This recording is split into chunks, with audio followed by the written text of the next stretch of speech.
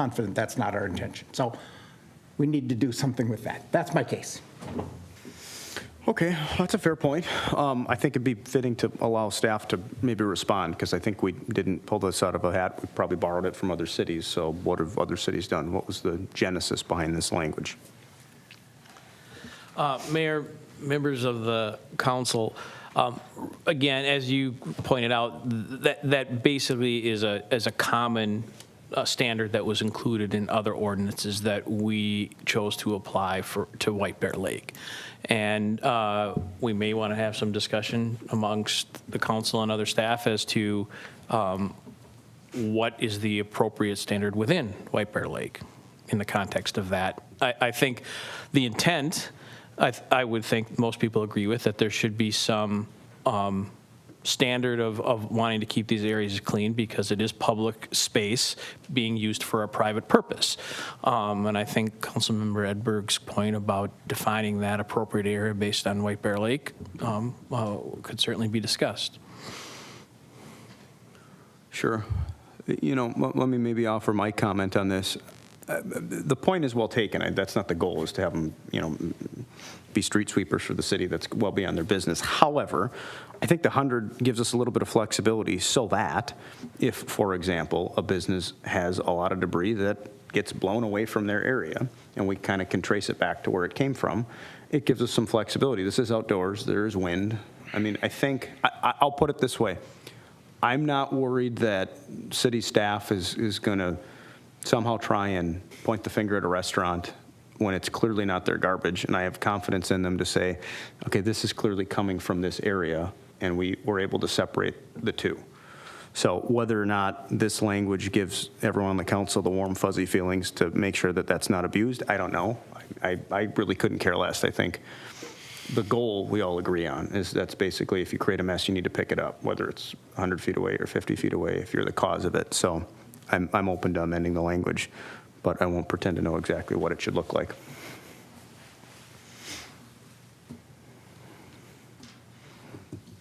Councilmember Hughes. Do we want to continue talking about that point or just bring up questions and then talk about them one by one? We can stay on this point. That works. I would be in favor of like a 10-foot border around the entire thing. And my intention of that, my picturing that would mean it would be swept. But I wouldn't think somebody would need to sweep 100-foot border around their area. And I'm not saying that needs to say they sweep it. I'm simply saying that's the kind of thing I could see going on there. So that old French fries are picked up that maybe my child grew. So let me just throw something out there as I'm just wordsmithing it as we go. If we were to strike 100 feet of, and it just says, permittee shall keep the sidewalk cafe and the adjacent public space surrounding it clean, that gives the flexibility. I mean, then we don't have a hard and fast bright line rule. So moved. I have a motion to amend on that point. I have a second. All those in favor say aye. Aye. Sorry, I should ask for further discussion, but I think it was pretty clear which way we were going. So, all right. So we have one amendment to that. Anybody want to have any other thoughts or maybe want to comment on glass? Councilmember I wanted Hughes. to discuss the plastic furniture. Did we talk about that last time? And I was spacing it only because I've seen people use plastic furniture. And are we demanding they purchase all new furniture? Or what does it mean you can't be plastic or wood or fake?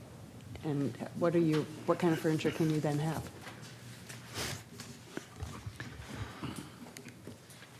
Mayor, members of the council, I'll take a shot at this and let others chime in as needed. The intent of that portion of the ordinance is to keep furniture that is generally heavy enough that will not be blown around by the wind. Typically the lighter plastic, lawn furniture style can easily get blown around during any kind of heavy winds. And then some of the other material, such as treated wood and whatnot, has the ability to stay in the sidewalk and public space. So something that's durable, that's not going to blow around, that fits into the character. As was approved in the consent agenda, we're doing the downtown study, so we're not sure what that, the whole overall look and feel of that downtown area is going to look like. This gives kind of that flexibility to allow staff to and the city manager to approve furniture that fits in with the decor of the downtown area and fits the part. Councilmember Jones. Thank you, Mr. Mayor. Thank you, Mr. Copey. I would want to see on the furniture, I'm afraid, I don't want to get into the furniture police, but I'm not comfortable with the pressure-treated wood. I get the unfinished wood, but the pressure-treated wood, but I get it. I know where it's stemming from. We want it to look good. I'm looking at a cost thing, so if there's anybody that's doing it right now, providing, I would say grandfather them a year, because if we are going to require composite material, which is what we're looking at, arguably it's $250 to $350 per chair. That's not inexpensive. So someone who has been doing it all these years and all of a sudden, boom, we're coming into season, I would say you have 1 year to switch over. So there's my point on that. Okay. Councilmember Hughes. Did we hear from anybody about the furniture? Mayor, members of the council, no, there were no additional comments since the first reading. Okay. Mr. Mayor, so, Mr. Mayor, would that require an amendment then? Because I don't see any language about grandfathering in. Can I just apply to that furniture line item? We'll probably have to say that in this resolution. Right? Otherwise, we can't assume it for, we can't assume. So that is So it's 1128.060, subdivision 7 on page 7, no, page 6. So, Mr. Mayor, if I may? Please, yep. So if the council is inclined to allow that 1-year grace period, I would recommend that we put that near the bottom in one of the sections, almost like an enactment clause, because you don't want it forever in the code. So I would suggest we would, The effective date, things like that, yeah. right, so Yeah. we would create a new article that just would refer specifically to that provision and give 1 year in order to come into compliance. I would move that if we can make that motion. I don't know if we need to spell it out now, but I think what we're saying, we're a 1 year, so whatever that source was, 100 I lost it already. 1128.060, subdivision 7 would be grandfathered, or whatever the language would be, a 1 year allowance to get that furniture, Right. to get that for that subdivision. And Mr. Mayor, if I can ask, is the idea that this would go into effect then for the 2024 season? So then I would suggest we Just have language effective date. indicating that I would refer to that specific provision and say compliance with that is required starting in 2024 season. So- Councilmember Edberg. Okay, so I want to be respectful. You have a motion on the floor. Well, if you want to speak first, we can go, let's talk. So I'm just, okay, I wasn't aware that that the cost of this furniture is, if it's $250 and $350 a chair, it's like, I don't know how many folks have got that kind of replacement capital in their budgets, and I'm asking, is 1 year grandfather enough? Should we provide 2 years, 1 year, and having to turn over all of your equipment strikes me as being a lot of capital investment in 1 year. And giving them more time to plan it strikes me as a better option. So, Well, I'm sorry, Mr. Mayor, we're really in the nitty-gritty here, but I mean, there are other types of furniture that may not cost that much. You can get a wrought iron chair that's heavy enough that meets the code that might not be that expensive. But I'll just, my general view of this ordinance is staff did a great job, a really great job. I think, and I'm saying that a little bit facetiously, there's a lot of new regulations here. We went from no regulations, have at it worked pretty great. Now we're really prescriptive here. So I'm looking for any way to lower the specifics of regulations in this code. So 2 years or take F out, although I don't want plastic chairs blowing around town. I think that's a good reason, but there's a lot of rules in here, so. Yeah, to that point, I mean, upon looking at this further, I won't speak for the council, but I don't really care if it's unfinished wood or if it's pressure-treated wood. I just don't. If it's, I mean, I'll just call out cobblestone. They've had the relatively inexpensive plastic chairs. I don't recall it being an issue, seeing them blown down the street, so I'd be amenable to just simply striking that whole last sentence so that it would only read, "The furniture used for the sidewalk cafe must be made of durable material and not detract from the character of the surrounding environment." That makes good sense to me. It's basically saying you can't have a ugly piece of crap out there, and we've got a little bit of discretion to see what that looks like, but that's really what it comes down to. I don't want to force some of these local businesses to go and spend $8,000 on patio equipment, patio furniture. I don't think that was our goal when we set out to do this. Well, Mr. Mayor, That might- I would be amenable to that, and I understand where it's coming from, but as a patron of cobblestone, I have not seen, and that's who that's who I'm talking about. There's a lot of tables, there's a lot of chairs, it's a big expense, and they're the ones that have been doing it over these years. I have not pulled up on a Saturday morning and see them scattered around Washington Square. And I think this is where we, as I said last time, this is going to take some tweaking, Bill. This is going to take, so I'm amenable to that. And a year from now, if we're like, okay, it didn't work out, we need to go back and add it. Councilmember Hughes. Don't we use those chairs at Market Fest? Don't have a plastic know. chair? I mean, a plastic chair in the, in Railroad Park can be set up for, I don't know that we do it, but So I would entertain a motion to amend subdivision 7 that strikes no plastic, unfinished wood, or pressure-treated wood furniture is allowed. I'll make that motion. second. The motion is second. Any further discussion? All those in favor say aye. Aye. Any opposed? It is so amended.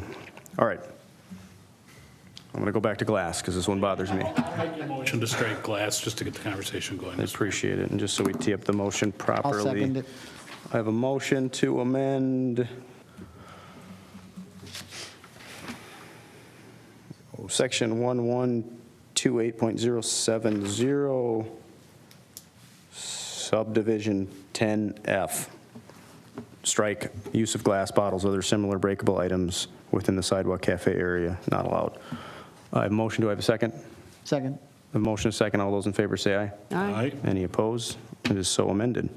All right, the last thing that I mentioned was I don't have a problem with it not being contiguous with and adjacent to the building if they're not serving alcohol. Anybody have an appetite to amend that? I'd make that motion, but there's somebody else that wants to weigh in. If someone wanted to make it. So okay, so just to phrase this properly, I believe, and the city attorney can correct me if I'm wrong, I'm looking at section 1128.060 subdivision 1. The language that says the sidewalk cafe must directly abut the building in which the eligible business operates and shall not extend beyond the boundaries abutting the eligible businesses. So I suggest striking between the. okay. So the motion would be to amend that section to strike the language that says directly abut the building in which the eligible business operates and shall.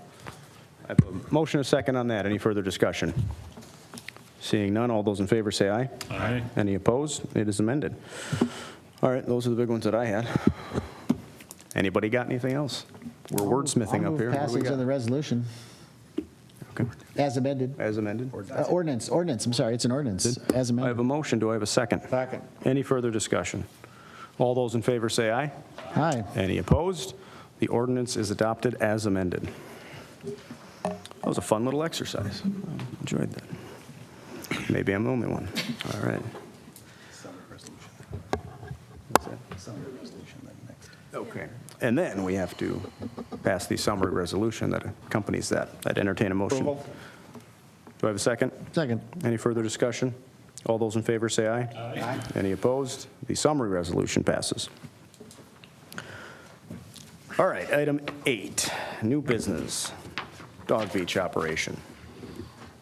I believe Mr. Coppy is going to take this. Thank you, Mayor, members of the council. So to start things off, we will have a brief presentation by our Park Advisory Commission. Tonight we have Bill Ganslin and Mike Shepard, who will be coming up to the podium and doing a brief presentation similar to what we had seen at the January workshop. I'll turn it over to Bill and Mike to kick us off. Thank you. Welcome. Thanks for inviting us to give a brief presentation on the Dog Beach located in Mataska Park, White Bear Lake. I'm Bill Ganslin, Chair, and Mike Shepard, Vice Chair. We plan to provide you with a brief timeline outlining the Park Advisory Commission activities over the summer and early fall of 2022, where we gather input from neighbors and Dog Beach users. During this time frame, PAC members made over 70 site visits to the Dog Beach to collect data about user numbers and user behavior at the site. Through this process, we found a lot of support for the Dog Beach by users and citizens.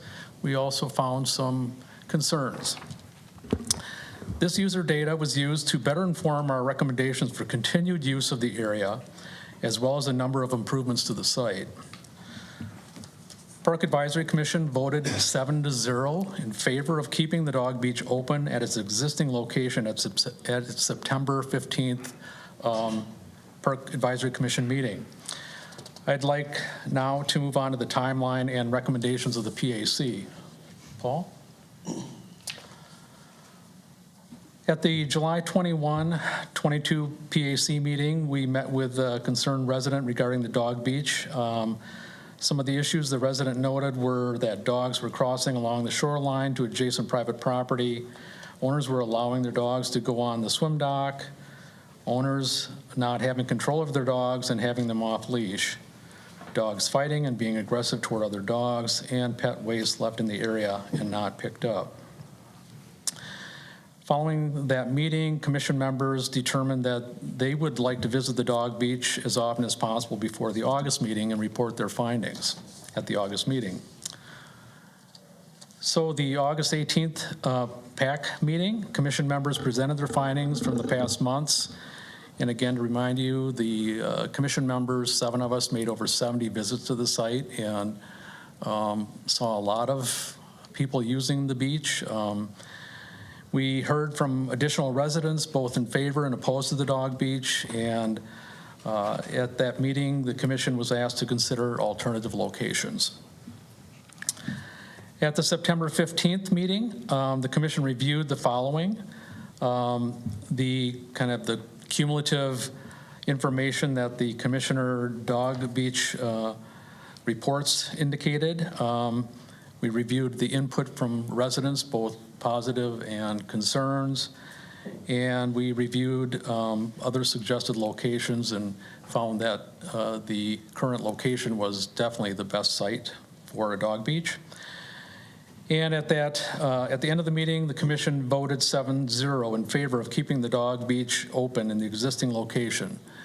And we made some additional recommendations to address some of the concerns.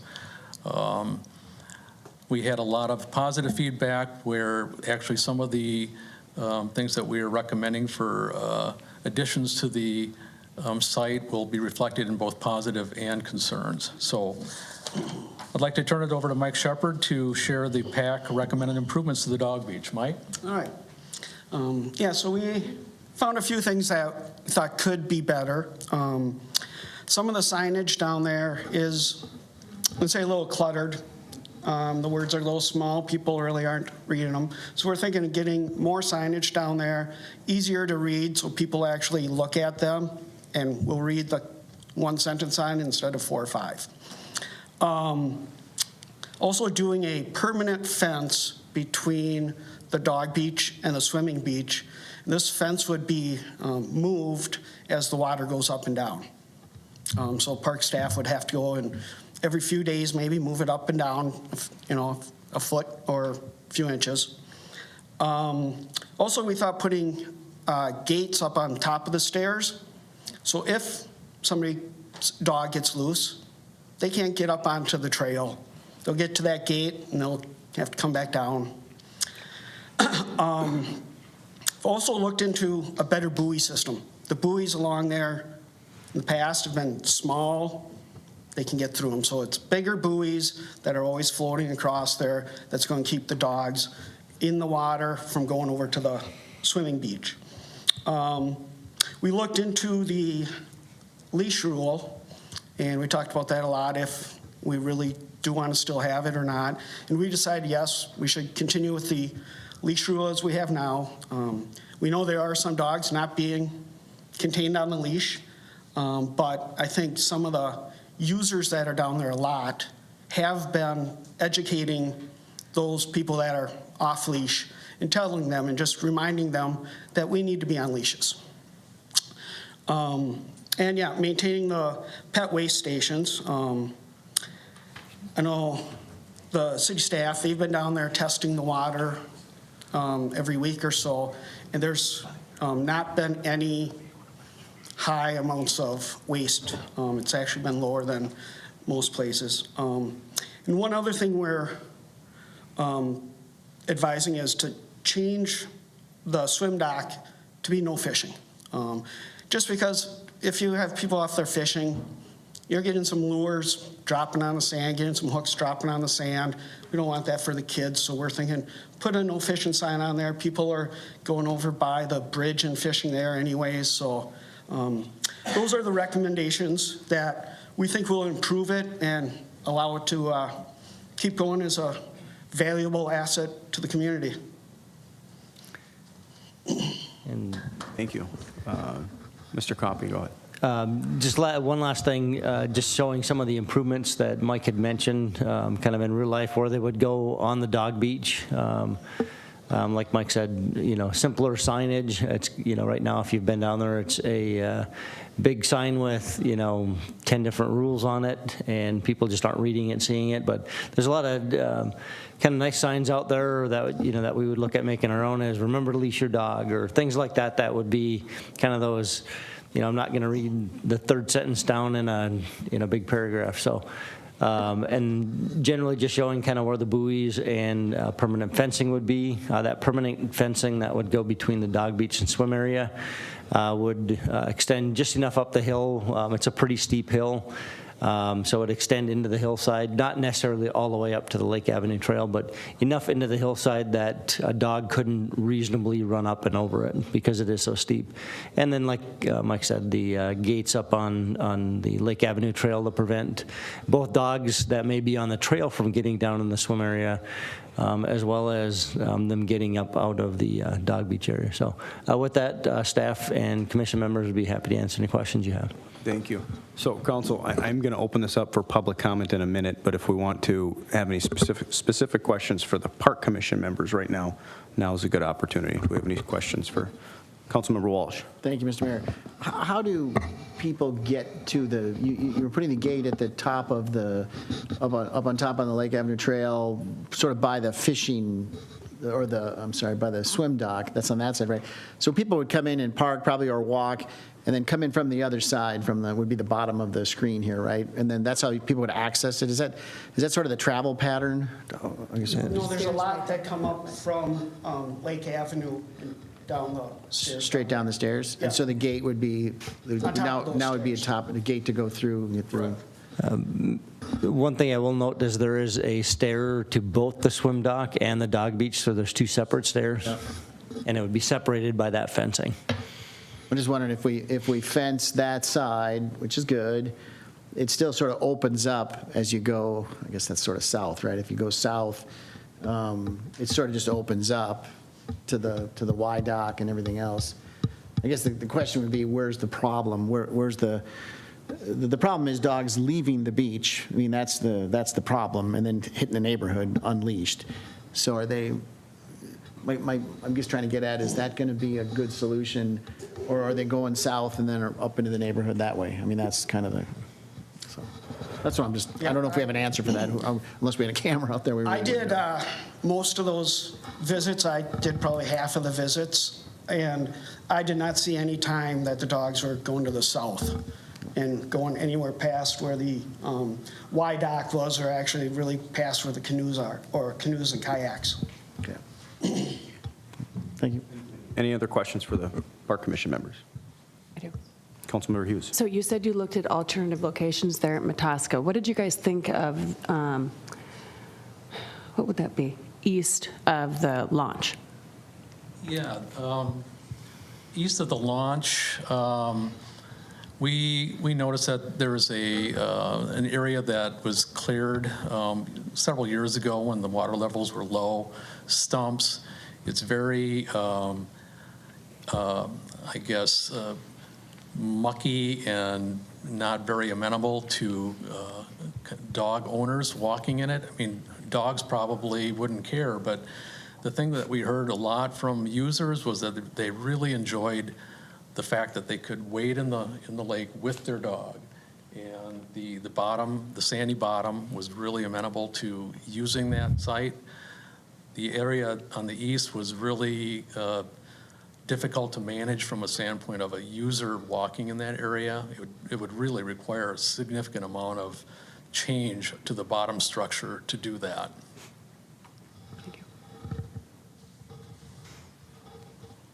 Thank you, gentlemen. Appreciate it. Okay. Thank you.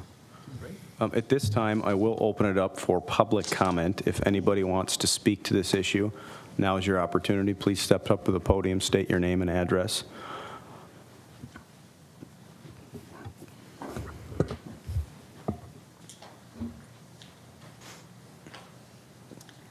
Hello, I'm Cheryl Bolstad. I live on 2303 4th Street, right near 4th and Johnson, so just a few blocks from the dog beach. I don't actually use the dog beach. I have a dog, but my dog doesn't swim.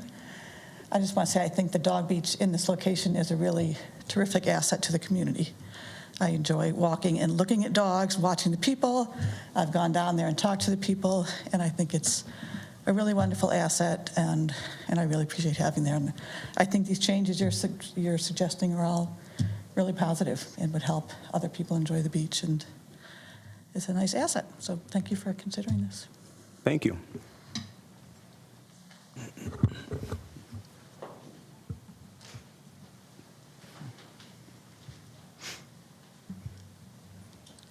I'm Terry Hansa. I live at 2522 Cedar Avenue, and I've been here before. A few new faces, but mostly the same. The only thing that we had talked about, because I was at the Parks Committee meeting last fall that we were huddling under the gazebo in the pouring rain, was a fence on that south side, on the other side of the Y dock that people would have to go through. The buoy thing, I think, is great because what it was now, the dogs could easily go through there. I have used the dog beach a lot. I had 2 dogs. Unfortunately, I just lost one. I walk there every day. I have never seen a dog come up that hill. Never. You give a dog between water and that hill, they're going to stay in the water. I taught obedience for 7 years. I know my dogs. They're going to go water unless they're like Cheryl's dog and they don't like water. But I appreciate your time. I'm sorry this is before you again. I like these improvements. I don't know that I feel that the gates are necessary, because if the dog really wanted to run, are they really going to take the stairs? I mean, a human's going to take the stairs, but as a dog? So I'm not sure that you need to go through the expense of putting gates on there. And I guess it's the one further on that has a gate on it, beyond the human beach there. But anyway, thank you for your time. Thank you. Would anyone else like to speak to this issue?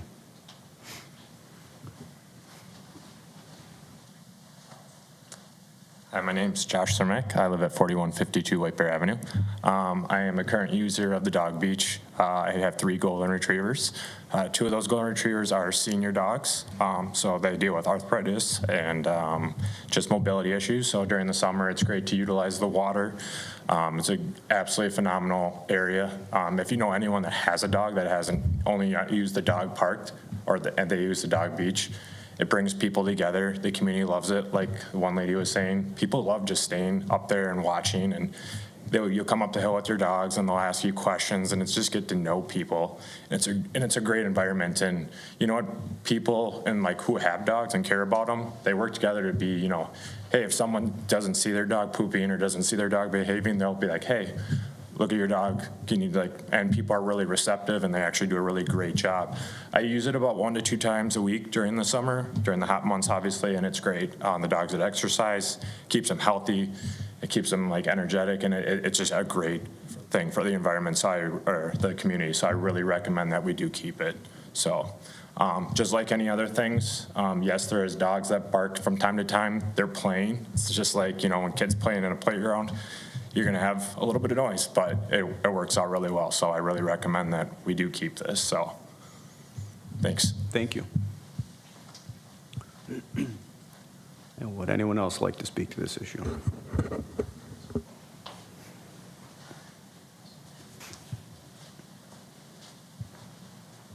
Hi there, I'm Kyle Weiberg. I live on 2619 Cedar Avenue. My wife and I have had a dog for a couple of years. We've never been dog owners before, so we're kind of learning all of it. We're having a whole lot of fun. We started using the dog beach quite a bit last year, and we saw a lot of positives and some negatives. I would say the positives greatly outweighed the negatives. We talked to many community members who enjoy the dog beach, on a daily basis, and members from outside of the community coming to White Bear to use the dog beach and pairing that with restaurant visits and whatnot. I will say, I think it's kind of a shame. I looked into this topic, and year after year, there's been complaints from one person in particular. So I would encourage that person to move if you don't like moving in across a dog beach, across the street from a dog beach. Gosh, aside from that, I think it's a great asset, and I hope to continue to use it for a lot of time to come. Thank you. Thank you. Would anyone else like to speak to this issue? Seeing none, we'll bring it back here to the council for discussion. Well, let me kick things off with some of my thoughts. So this is now, I would call, a saga because it's 6 years old, 7 years old. I mean, I first touched this issue when I was on the Park Commission with Bill and with Mike. And at the time, we voted 6-0 in favor of closing the dog beach. I mean, it goes back and forth. And I testified before this council, and we reported the many issues that had been going on. So that, I believe, was in 2017. And then the council said, we're going to keep it open, but we're going to impose these rules, these leash laws and these other rules, and give it a year. And then it came back to the council, and it seemed to me that there were still some issues going on. And it was a close vote then in 2018, 3-2, to vote to keep the dog park open. So now that we've got a little historical context, and fast forward 5 years from then, and we're still dealing with it, I just want to take stock of the facts. I think one fact is 95% of the dog beach users are good dog owners, responsible dog owners, clean up after their dog, abiding by the leash law. So we're talking about the 5%. I don't think that's really in dispute. It's a small group. But the problem is we have several homeowners, and I'll push back on what one of the testifiers said. I don't think it's one, I think it's several, that have complained directly to me through texts and emails and phone calls. So it's a balancing act. On one hand, we have a relatively small group of people that aren't making this up. There actually are complaints. And then we have a very large group of people that are saying, by and large, what we're seeing is pretty good conduct and pretty good behavior. So when you balance that, which side do you favor? Here's how I come down. I think while I appreciate everything that the Park Commission has done, and it sounds like you've spent hours making visits, the problem with that is an hour at a time, a few hours a week, isn't there the entire time. So I have to give a little bit of deference to the homeowners that live there 24/7, that are seeing what's going on, not only on the peak times, but on the off-peak times. And then I ask myself, well, is there a right to be able to bring your dog to a lake? No. It's nice if we can do it. It's nice if we can have that public amenity. And if it works, great. If it doesn't, well, then we have to weigh that against another right, a right to for someone to be able to freely and lawfully use and enjoy their private property. And that's really what we're talking about, a relative few. So I don't claim to have the solution. I don't know if this will work. Quite frankly, I'm a little skeptical because we've tried things before, and I think everything that we're putting in place, the people that we're going to abide by it we're going to do it whether you put these things in place or not, and I'm not convinced that the people that are the bad actors, that this will actually change anything. So I struggle with this one, but on balance, I feel like you have to defer to those homeowners that live there and deal with it every single day. And I think you have to put a lot of weight into that. So I know it's unpopular and a lot of people like this dog beach and use it, but if it's time to close it down, then it's time to close it down. And I wouldn't lose any sleep if we had to do that, because again, I defer to those people that live there and have to live with whatever these issues are, however infrequent they may be. It still causes a disruption if you're sitting on your front porch and dogs stroll up or defecate in your lawn. So that's where I land on that as the non-voting guy on the council. So with that, I'll bring it back to the council for your thoughts and opinions. Well, Councilmember Hughes. cat's out of the bag. Here's the concerned resident that has gone to many of these meetings on behalf of not only my neighbors, but other people in my ward. When you're known for the person who has concerns with the park, the other people who have concerns with the park do speak to you. And I seem to be the storehouse for many complaints. It's not just the private property owners that live adjacent to the park who entertain out-of-town dogs on a weekly basis, and frequently on those days they want to be out in their own yard. They're having a barbecue and some stranger is yelling after Rover in their yard, and that doesn't happen anywhere else. So that's not a common problem. The other issue that the people around talk about is the use of the swim dock. And while I think some of these things would go to mitigating the problem is dogs on the swim dock and in the swim beach. And I'm not certain that the buoys are going to be enough to stop the dogs from jumping over the buoys and going into that area. You're talking about parents with children who are concerned for their kids. There have also been other incidents of people on the beach and dogs who are highly exercised because they're down there at the beach having a good time, running after, barking, and scaring kids who don't have a dog at home, and concerned parents. And that's also a big park area, that swim dock. But I've beat the same drum the entire time I've talked about this. I'd like to see the whole thing moved to the other side of the ramp. There's space over there. It's not quite as large, but it is large. It could be easily fenced in on 3 sides, so that would include toward the parking lot side. People can get in and out of there. I'm not sure why the floor of the lake right there is different than in any other section of the lake. What we've done, I guess, as a city to change the lake bed in different areas, but I guess that could be something we could talk about. But that's an area that could be fenced and people could enjoy, that would be away from not only private property, but real property.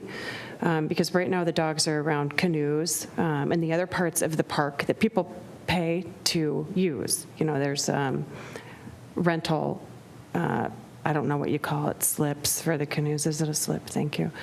And this would then keep those 2 areas separate as well. And at that point, then we could have the dogs off leash, which is what they want. By and large, when you walk down there, there are sometimes a couple of dogs that are leashed, but for the most part, they are off leash. And of course, they want to swim. You've got a big dog, a 30-foot leash gets you nowhere. People want to throw dogs. They want to throw their balls in. They want the dogs to chase after the balls. It's a great it's a great exercise area, but people aren't keeping their dogs leashed. And I don't think that a couple of fences are going to keep that. It's just going to make it even easier for people to keep their dogs off leash. So if we move it, we can fence it. They can throw balls for their dogs. The dogs can get exercised, and then they're nowhere near the swim dock or the private property. But I don't want it where it is. Anyone else on the council have a thought? Councilmember Jones. So I agree this is a problem. It's not clean cut, but I'm going to look at it and say 95% of my people don't speed on my road, 5% do. Should we shut down the road? That's ridiculous. No, we're not going to. I have a sidewalk in front of my dogs come by and defecate my lawn. I'm not going to ask to shut down the sidewalk. people use parks first and foremost. Their dogs just happen to be with them. Dogs are like children. I'm not going to prohibit children from parks. And I will say this, the human beach, I think, is really the dumbest thing that we have, period. What gets more use? Tell me how many people, what our community is saying. How many people go to that 7th Street beach, humans, and how many humans, which have dogs, go to the dog park? What's the best use? What do our residents want? Anecdotally, I don't even know what downtown is. I gotta believe it's an asset to downtown, coming in, walking the dog along the trail, coming in. All the patios have, I believe, applied for their licenses to allow dogs on their patios in the summertime. I do get, hey, I don't want other dogs. We can make it worse from other communities. We could say we're not going to advertise that we have a dog beach. They can't find out about it. It is just strictly, you walk by, you know about it. We don't have to publicize it. I'd be open to see that, but I've been supporting it all along. I think it's a good thing, understandable. It's kind of like, well, we're going to hear it when the school district comes knocking on our door saying, hey, let's move White Bear Stadium to the new high school location. And let's talk about lights. Let's talk about what the people at South Campus, what I have to hear every Friday night, every Tuesday night, every whatever night. What do I have to hear? I don't, should we shut down that? I think that's a lot more interfering with my life that I can hear those loudspeakers. What are we doing about it, Mr. Mayor? What are we doing about it, council? There's just things that happen in our community and they are good, but my main argument is who uses that and how many? Count the bodies of how, and I'd argue against normal parks. I'm not even going to count the beach there. How many people go to Spruce Park every day? How many people go to Podvin Park every day? And you look at a dog park, whether it's a beach or not, and you see how many people go to that dog park every day. That's where we should be putting our money. So anyways, I would want to see it open. I like the changes. I'm open to the fence thing, listening, going, should we spend that money if we do decide it? But I think that's the big one is, do we keep it or do we not? Then we'll worry about the details after that. Thank you, Mr. Mayor. Yes. Councilmember Jones, you brought up a couple of good points that I'd like to address. So I like your analogy of the speeder. You're right, most people don't speed. I see this as a little bit different, and here's why. It comes down to the ability and resources to enforce rules and laws that are already on the books. And if money were no object, I'd say keep the dog beach open, have it be off leash. We'll assign a CSO to sit down there 10 hours a day all summer long, and that takes care of it. But we don't. We do, however, have a robust police force that is watching out for speeders. So we have an enforcement mechanism. So we do have an ability to prosecute and crack down on those bad actors. So I understand your point. I don't think it has quite the same application as the minority of people that speed. The second thing that I think about, and I think this is critical, you mentioned schools and loud football games and parking. There is a legal concept called coming to the nuisance.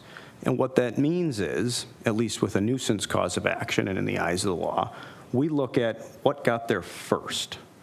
So we're building a remodeled high school, we're expanding on it, but that school's been there for a long, long, long time, decades, same with South Campus. So the people that moved there knew that was going to be part of it. You moved next to a school or near a school, and there's going to be traffic and kids and noise. We historically haven't had a dog beach there, and there are homeowners that have been there for decades. So I do see the distinction between those two, to use your analogy, and well, what are we doing about that? What are we doing about the people that complain about a loud football game? Those are people that I have no problem looking in the eye and saying, you move next to a high school, it's going to be loud. But there are many people that I've gotten complaints from that predate this relatively recent dog beach, and therefore I do give some credence to that because I do think the timeline is a key distinction. So those are my thoughts to a couple of fair points that you made. Councilmember Hughes. Is there a way to unadvertise the park so that nobody knows about it any longer? Mayor, members of the council, there is a odd little Google pin that has been dropped. I've been trying to get rid of it. We're going to see if our new IT personnel can work some magic on that. That's one way to, I'll call it unadvertised. There's obviously informal advertisement between people who, maybe have a friend in town that come to visit that we can't control, but we are working on the Google Map thing, and hopefully we can get rid of that. It's actually not even on the dog beach. It's up on, even on the other side of Lake Avenue, if you ever look at Google Maps. So, but we are working on trying to get that removed. Okay. Any other thoughts on this? Well, we have a memorandum, a resolution before us. What would we like to do, council?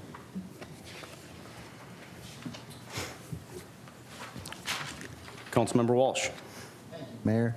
I'm really conflicted on this. I don't even remember how I voted the last time we had this in front of the council, but I remember thinking I'll give it one more chance, and if it doesn't work, I'm a no.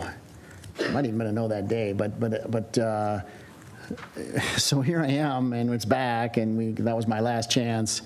But I find myself in the same position again. Maybe I'm weak, but it's like, okay, we'll give it one more chance, with a fence and a gate.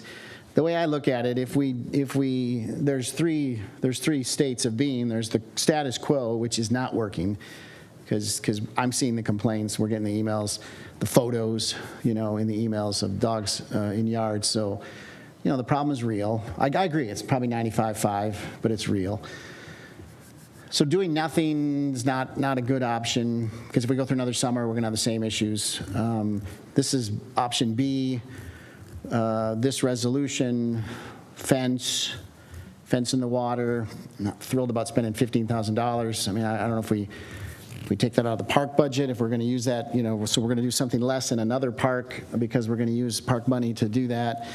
But this is a park, and it gets used, so it's not completely unreasonable to spend some money here.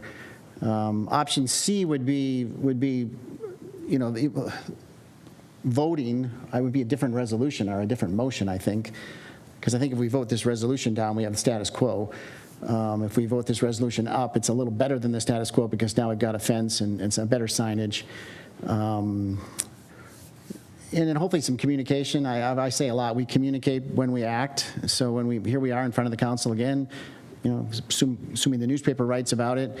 More communication. There's troubles with this park. It's not working 100% right. People need to be more responsible, or it's going to get shut down. So that might help too. But the third option would be to shut it down, and it'd be a different resolution. So I'm rambling a little bit, but I'm inclined for option B, to give it one more chance, but I'm sympathetic to pulling the plug on it today too. So.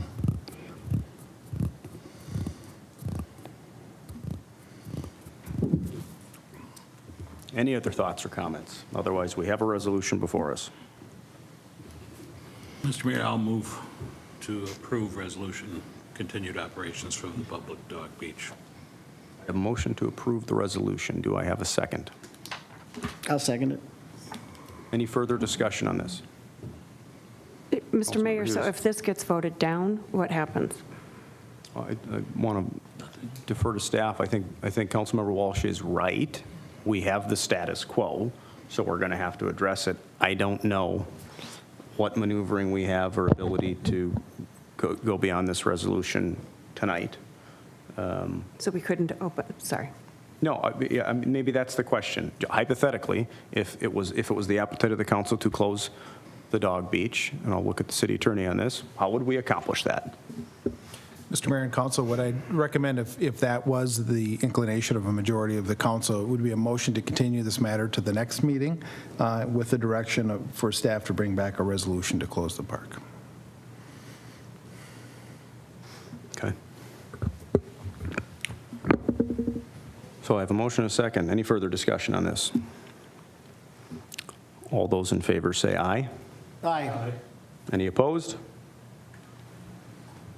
The resolution carries. The dog park will remain open under these new rules.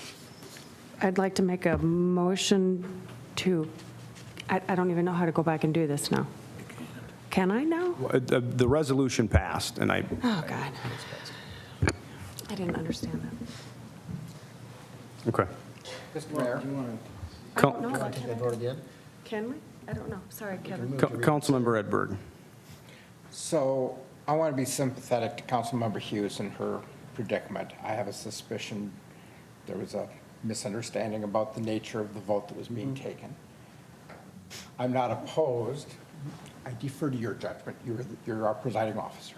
I would not be opposed to an action that would allow us to have that vote again and allow further discussion tonight. I'll leave it to you and what the appropriate pathway is. Why don't we do this? So Councilmember Hughes, what is your objective here? And let's back into it. I would like a vote on closing the dog beach. So that is not currently before this body right now, but that can certainly be a subject of a future agenda. So I guess I would like to go back and figure out how to put the resolution, how to have a vote on a continuing resolution until next week to bring this up. Okay, so let's just talk through the facts. We did have a motion, a second. I did call for the vote. The resolution did pass. I'm going to defer to our city attorney as to what his advice is based on legality and best practice under this situation. Well, thank you, Mayor and Council. You're stretching my parliamentary procedure here, but you certainly can, because we're within the same meeting. Someone who voted for the resolution could make a motion to reconsider. And if that's seconded, then it puts the matter back before you. And frankly, off the top of my head, I don't know why, and as long as the council was agreeable to this, that once it's back before you, someone could make a motion to continue it to the next meeting. So then that would allow staff an opportunity to prepare an alternative resolution that would close the park, and then have both of those before you at the next meeting.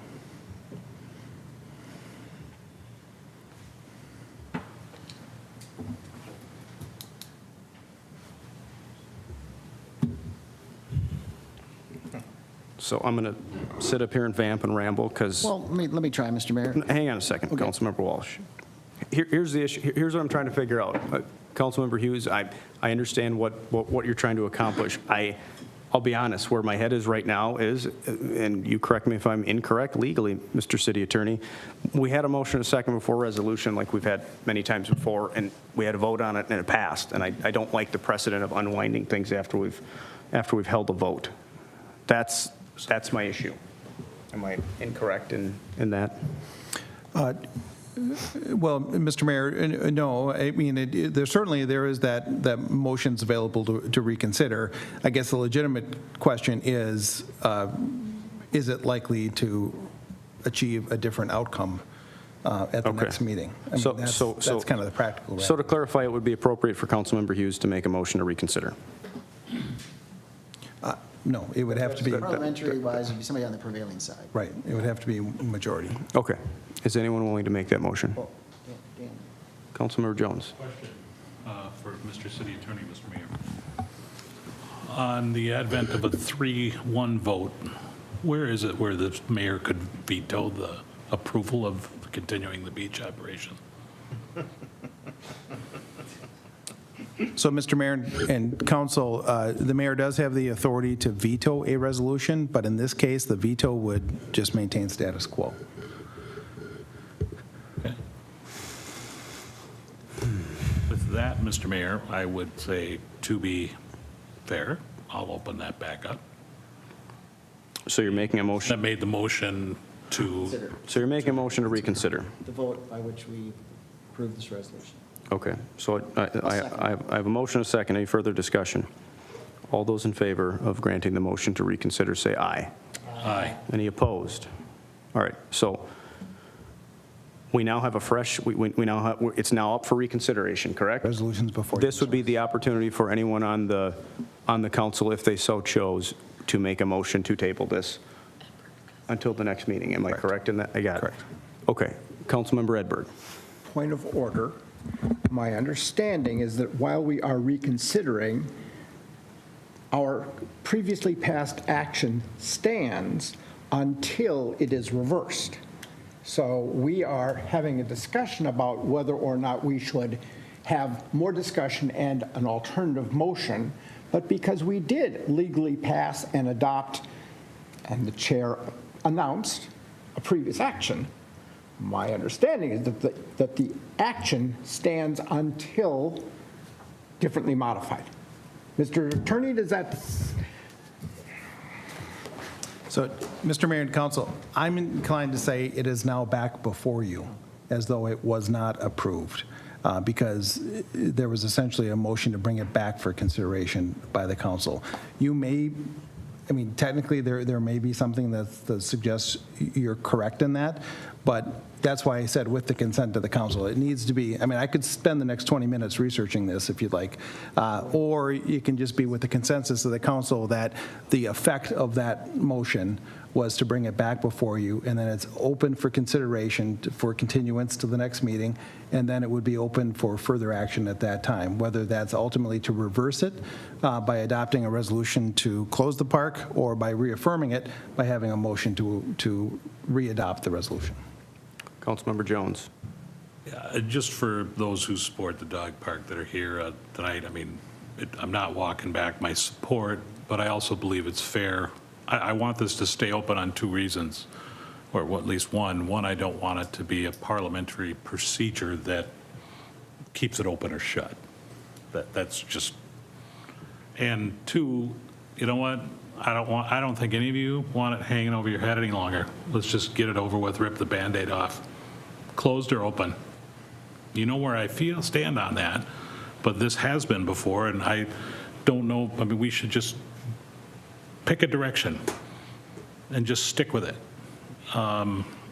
Is it closed? Is it open? Is it closed? Is it open? We can modify things all day long, but I don't think it's fair to the folks that use it. Just right. No, I understand that.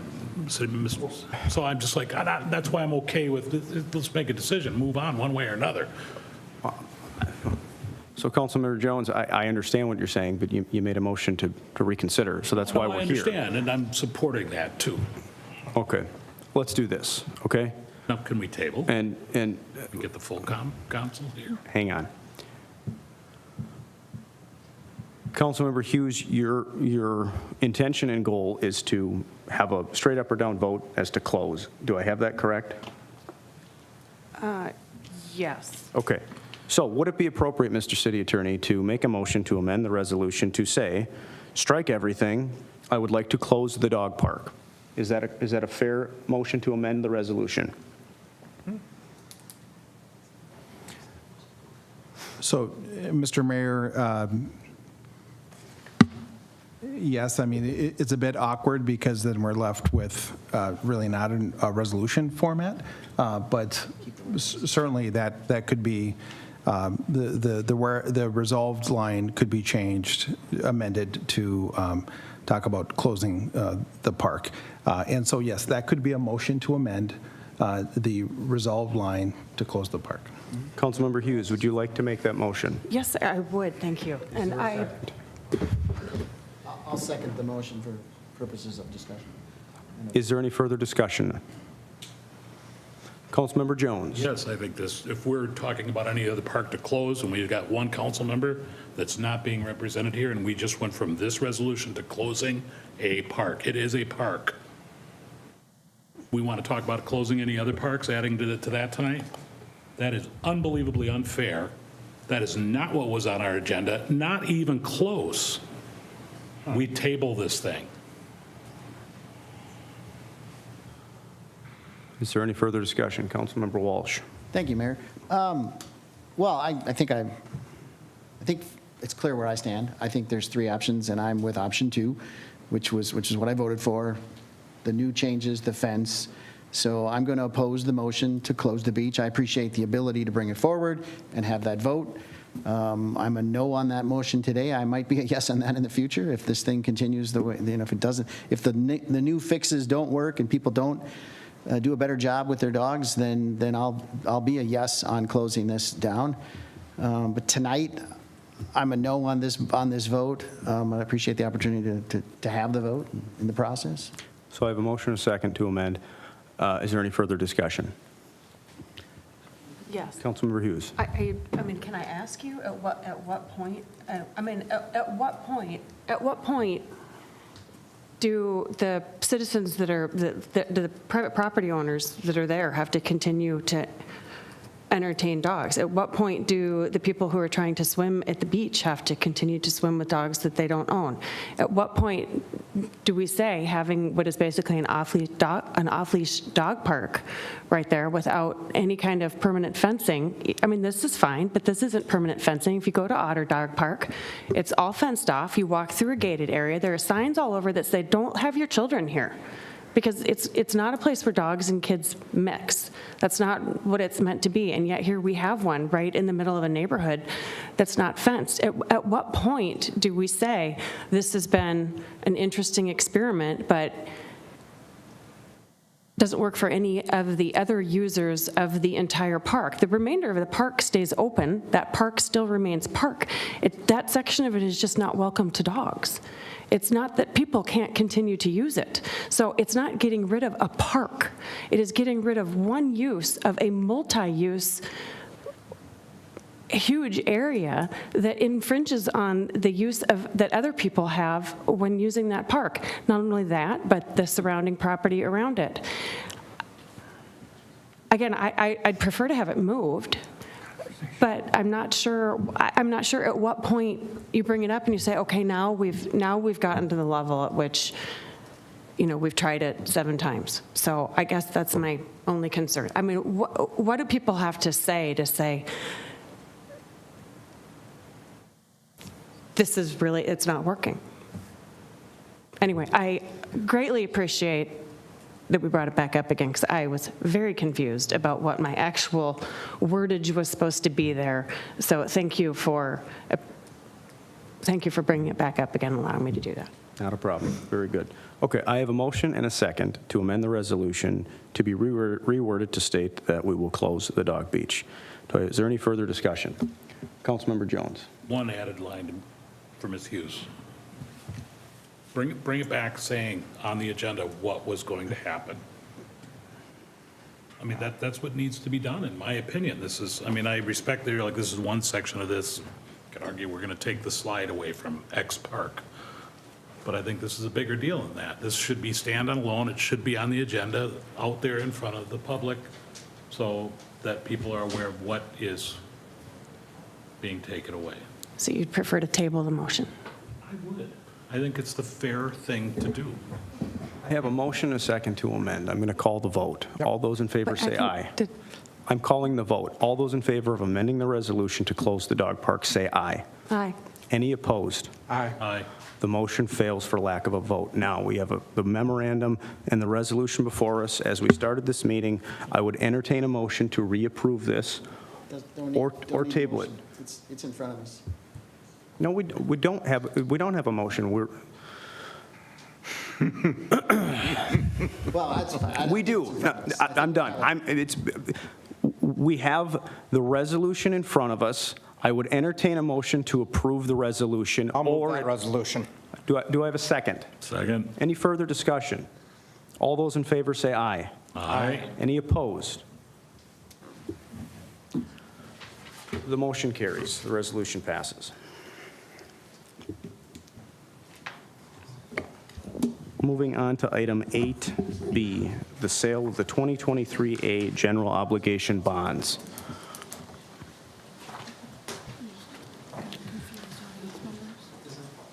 Yes. The resolution passed. Meaning the dog beach will remain open. The dog beach will remain open pursuant to these new rules that we've just approved, including modifications to the park. The dog beach is going to stay open. Very good. Thank you.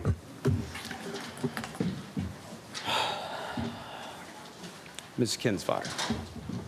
Mr. Mayor, members of the council, tonight we are here to authorize the issuance of $10 million of general obligation capital improvement bonds to complete our funding for the public safety buildings renovation and expansion project that was approved by the council on January 10th, 2023. Since that time, staff has been working with Ellers to prepare for this bond issue, and we worked with S&P Global Ratings to have a bond rating. During this process, S&P evaluated all of our information, and they affirmed the city's bond rating, the AA+ bond rating for this current issue, and for all outstanding bond issues based on their review. Their outlook for the city's financial state is stable. And with this affirmation, it really reflects their view of the city that we have very strong economy with access to the broad and diverse Minneapolis and St. Paul area. We have strong budgetary performance, and we have strong management with good financial policies, and in that they notice our long-term financial planning and our capital improvement planning that we've been doing. So as we go through the process, that when you looked at this information at January 10th, there was a preliminary debt service work that was put together to show you what the bond could look like. In that, we used an estimated true interest cost for the bond. How that was figured was they took where the market rate was at the beginning of January, and we added 75 basis points to it, just to have a cushion if the market changed between when those were run and today when we're having the bond sale. So at that point, the true interest cost that we used was 4.489%. It is very exciting. We had 8 investment firms bid on the city's bond sale today. The bids were very competitive, and the difference between the highest bid and the lowest bid was less than 0.25%. So it was all competitive in there. The lowest bid came back from Northland Securities in Minneapolis, and the true interest cost was 3.72%. So when we look at that difference, there's a 0.765 basis points, so that's just over 0.75% less than what we had anticipated when we were looking at those numbers in January. So by having this lower interest rate, it's going to save the city $704,000 in principal and interest over the life of the bond. So very exciting to have that come in lower, and as we move forward with this. So the bid that we received from Northland Securities did include a premium, $326,692. So when there is a premium on the bid, the city can choose to keep the premium and hold the bond issue at that $10 million, or you can reduce the bond issue by the premium amount to stay closer to that true interest cost. In this, staff chose to retain the premium and hold the bond issue at the $10 million. This is consistent with the direction we received from council when we issued that last bond for the public safety facility, because as we were looking through this, there were 2 parts of the project that we delayed. And there was a transfer in from the Community Reinvestment Fund that was part of our financing issue. So with both bond issues, by us retaining that premium, we were able to eliminate the need to transfer in from the Community Reinvestment Fund, and we have the funds then to do the monument and the roof replacement that needed to be done through those bond proceeds. So when we kept the first premium at that issue, the 2022B, the first part of that premium was eliminating that transfer in. And then we knew that we would have some of the project for the roof and the monument covered. By keeping this premium, then we have the second part, so that can all be handled. As we look at this, so the tax levy for the bond's life, when we were looking at the pre-sale report in January 10th of 2023, The levy over the life of the bond ranged from $630,000 to $842,000. In today's bond run, when we use the actual data, the actual levy will range between $361,000 to $805,000. So on average, there's going to be an annual decrease of $17,876. When you look at it, that first initial one where it was when we went down from $630,000 to the $361,000, the $630,000 was the first payment, and that included capitalized interest. But because we had the city council approve the tax levy for 2023 to put towards this payment, we're going to be collecting that taxes through the year, so we could eliminate the capitalized interest. If we would have capitalized it, then we would have had to pay interest on the interest. So by putting that levy in place, then that helped us reduce that levy that we need at the beginning. So that $361,000 would be the levy that we need for the first year, and then over the life of it, it will go up. So after looking at all of that, staff recommends the City Council adopt the resolution awarding the bond sale of the General Obligation Bond Series 2023A in the aggregate principal amount of $10 million. We do have Dan Tintner from Ellers with us this evening to answer any questions. So please, you can let us know, and either Dan and I will help you with your answers. Thank you. Thank you, Ms. Kinsvater. So it sounds like it's a lot of good news. It's a lot of good news. It was very exciting. Very good. Very good. Thank you for that. Council, what would we like to do? Say yes as Move quickly to as possible. second. Before somebody changes their mind. So was that someone making a motion? I didn't hear you, Councilmember Jones. I was seconding his, but I'll make the I'll move. motion. I'll move. I'll second. I know we fumbled the rules of Parliament, but someone still does have to Now we say, just I can't motion, make a motion. I move you are correct. I have a motion and a second. Any further discussion? Seeing none, all those in favor say aye. Aye. Any opposed? Motion carries. Okay, thank you. If I might. Sure. Our staff continues to do a super fine job in financial planning, evidenced by the maintenance of our AA+. And I just think that needs to continuously be called out. I know that I've said it before. I know this council's recognized it. It's just plain good news, and it should bolster all of our community's confidence in the work of Ms. Kinsvater, our advisors, city manager, and the whole works. It's good stuff. Very well said. I will echo that. Thank you. Thank you. All right. Moving on to item 8C, Law Enforcement Labor Services Union Labor Agreement. The police sergeants, Mr. Juba. Thank you, Mayor and council members. I'm pausing here for another awkward clap for the finance department, but.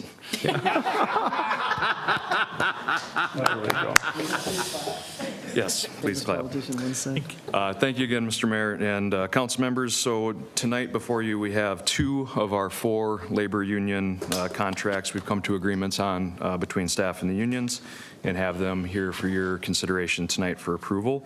First of which, as the mayor mentioned, is the LELS Police Sergeant's contract. And highlights of this contract include amendments for 2023 and 24, so a 2-year contract. Again, I'll just hit the highlights here. For insurance, health insurance premiums, we're holding city contributions steady, as we have for non-bargaining employees for 2023, and I think you'll see that consistent as we move forward here. And then an opener for the second year, where we will come back and discuss that once we have our renewal numbers for insurance premiums for 2024.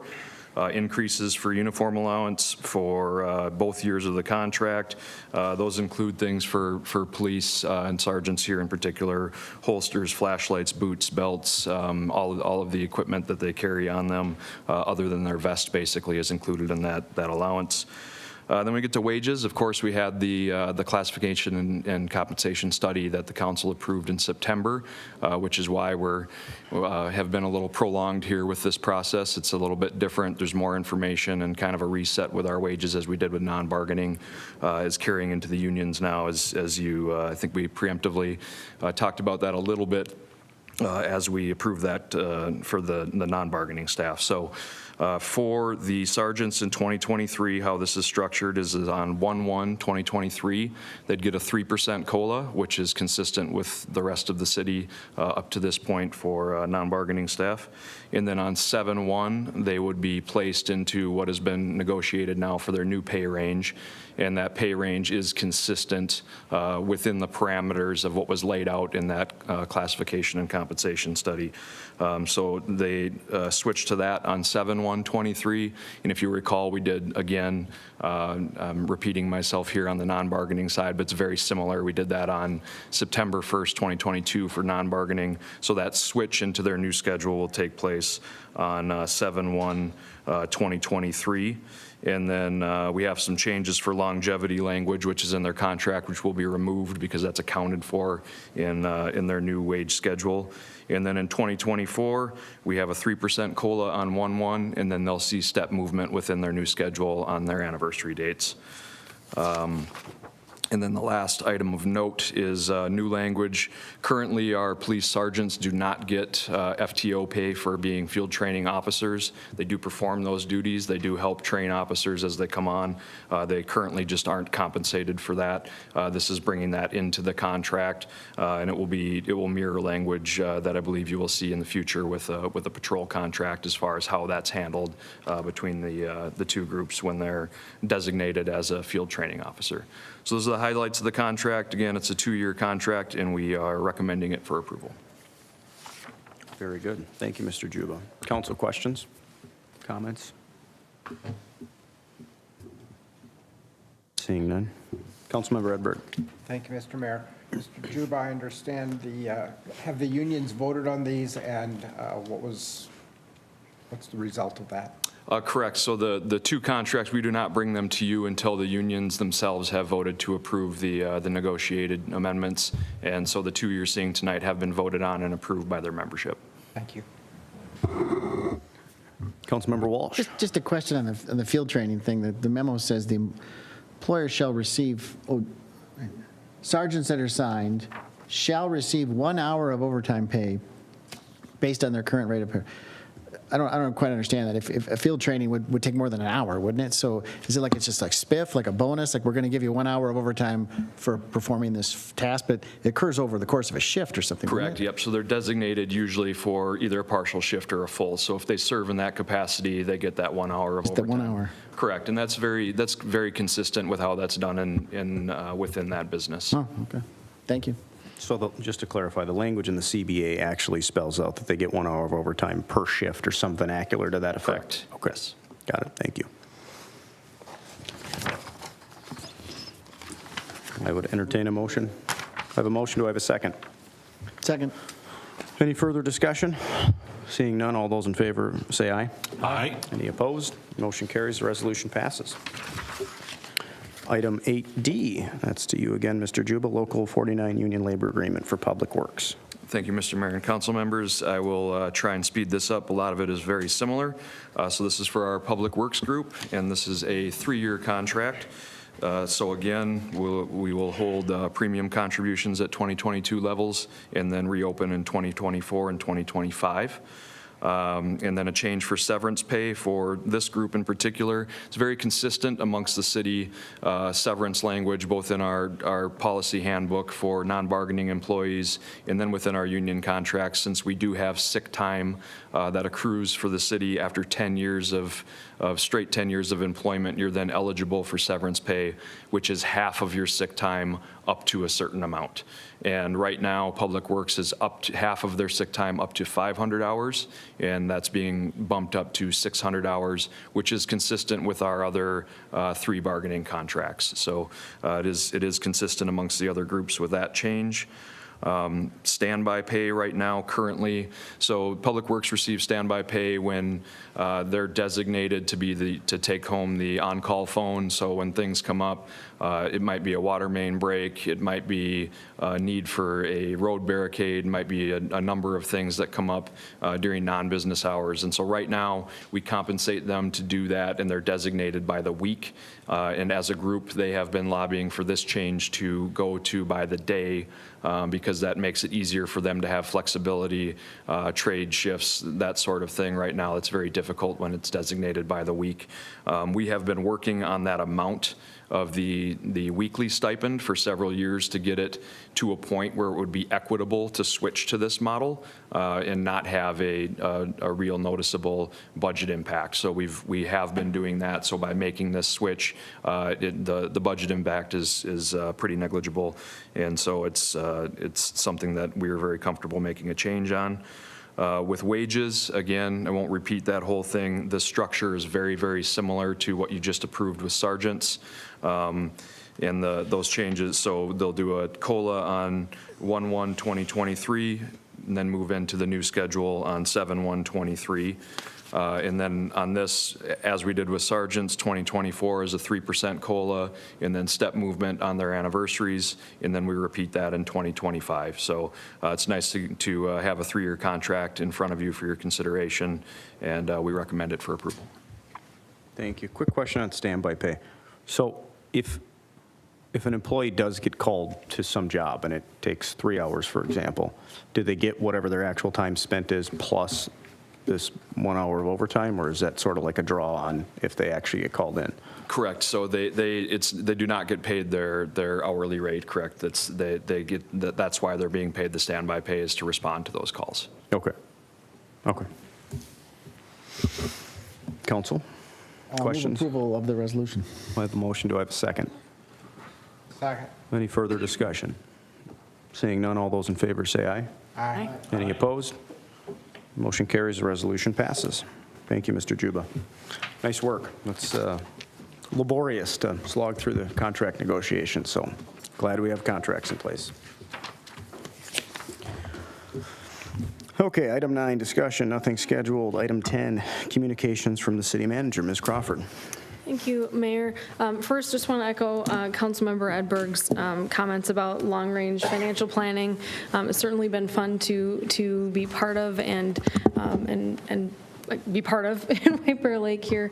Our staff is top-notch, and then I also want to, again, just say thank you to Mr. Juba for all of his work on the labor negotiations. It's been an exceptionally challenging year with the class and compensation study. So we have 2 done, and hopefully we'll have at least 1 more before you shortly. So thank you, Mr. Juba, for that. Just one upcoming event is the White Bear Area Chamber of Commerce 2023 Legislative Reception, which is a Thursday, March 7th from 4:30 to 7 p.m.